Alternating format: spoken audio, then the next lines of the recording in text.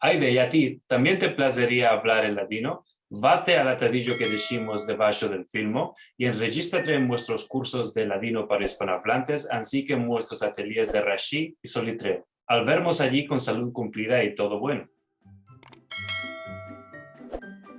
Dice será el balabay del encuentro. Le rogaremos a Carlos. ¿Quién es Carlos? Ah, tío, Carlos, de la camareta 21. Aide, ¿y a ti también te placería hablar en latino? Vate al atadillo. Carlos. Caro amigo, ¿cuál va a ser el avenir del latino? ¿Cuál va a ser el avenir del latino? Nada, aquí estamos, el avenir del latino. Todo el avenir del latino, estamos aquí. Nada más no hay que hablar en latino. Solo aquí en este asilo.